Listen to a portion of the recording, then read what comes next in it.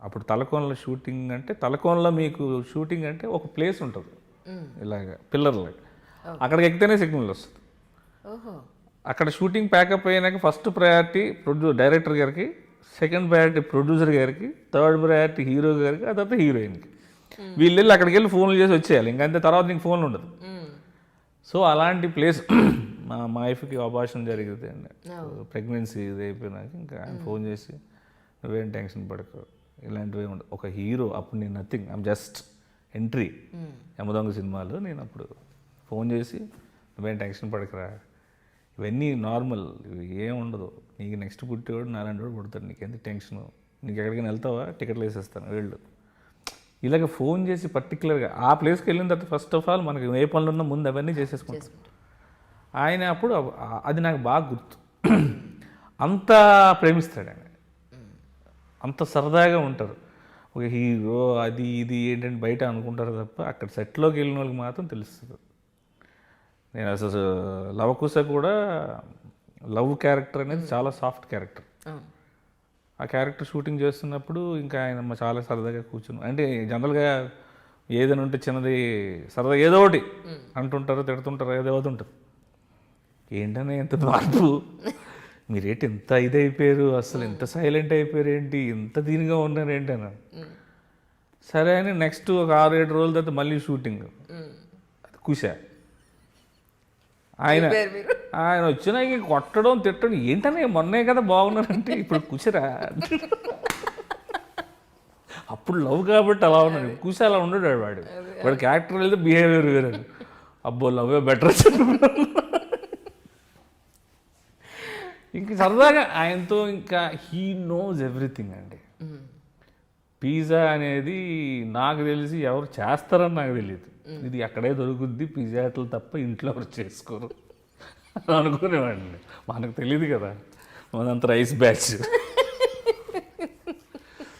పిజ్జాని cut చేసి దాన్ని అలా చేసేసి ఇంట్లో కుక్ చేసి ఇస్తే అస్సలు మామూలుగా ఉండేది కదా. అసలు బ్యూటిఫుల్ కుక్ ఆయన అసలు. అవునా? అబ్బో, బిల్లా షూటింగ్ అప్పుడు 3 days వచ్చారు ఇక్కడికి, మలేషియా.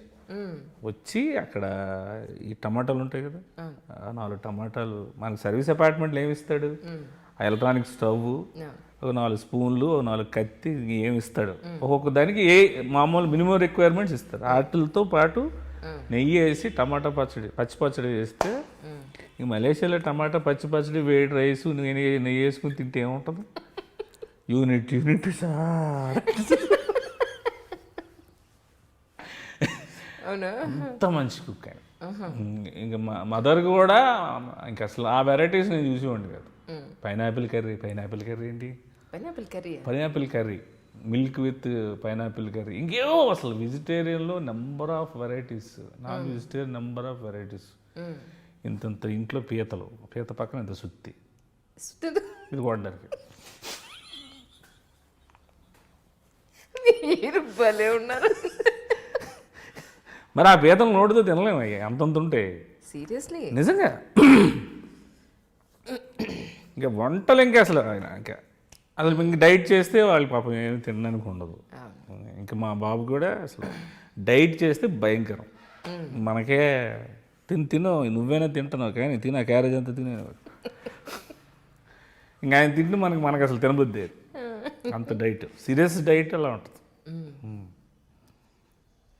మనకి ఉపవాసం ఒక హాఫ్ డే భోజనం చేయకపోతేనే సాయంత్రం అయ్యేసరికి బాబు ఇంకా అవ్వలేదా, చొక్క రాలేదు, వీక్ అయిపోయినట్టు, మనకి ఏదో ఇంకా కళ్ళు తిరుగుతున్నట్టు, లేనిపోయిన జబ్బులు మనకే వచ్చినట్టు ఫీల్ అయిపోతుంటాం నిజంగా ఒక్కరోజుకి. ఏ డైట్ అసలు. అందుకే ఎవరైనా మీకు హీరో ఎవరైనా అయింది, నాకు అవి వద్దు, ఆలోచన లేదు. నేను అందరికీ అదే చెప్తా, ఎప్పుడైనా నీకు అవకాశం వస్తుంది వద్దు. ఎందుకంటే తెలుగు స్క్రీన్కి మాలాంటి ఫేస్లు అనేవి కామెడీకి ఒక 1/2 hour అలా వచ్చి సరదాగా నవ్వించి వెళ్ళిపోవాలి. అంతకు మించి 3 hours బేర్ చేయలేరు.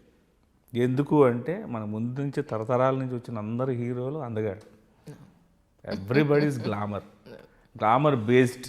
వాళ్ళందరిని అలాగే చూస్తారు తప్ప ఇంకేదో మనకు 1-2 ఛాన్సెస్ ఎవరికో ఒకరికి, అందరూ అది ట్రై చేద్దామంటే తప్పు, అది కరెక్ట్ కాదు అని నా ఫీలింగ్.